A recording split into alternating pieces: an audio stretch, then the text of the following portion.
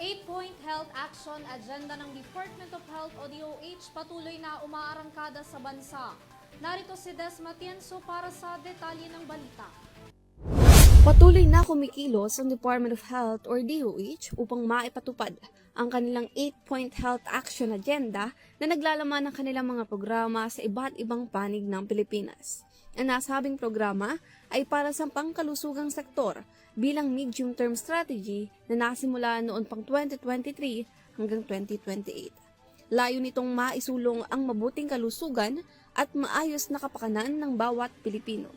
Ayon kay Health Secretary Teodoro Herbosa, dito nakaangkla ang lahat ng kanilang programa upang maisakatuparan ang accessible at quality health care.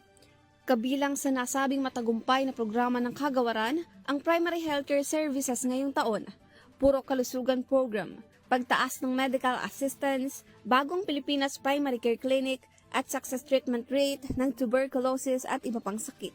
Sa isang press conference, sinabi ni Jose Maricastro, Head Field Operations Cluster ng Development Management Officer, na ito ay para sa mas maigting na pamamalakad sa usaping pangkalusugan. Hospital po niya. Higit sa lahat po, pinakikita po dito yung kahandaan ng ating lokal na pamahalaan.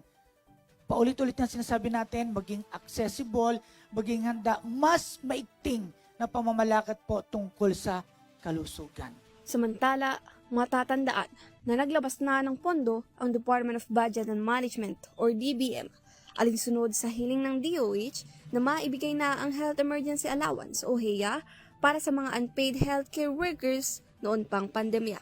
Para sa Euro TV News, ako si Des Matienzo, sumasaludo sa bawat Pilipino.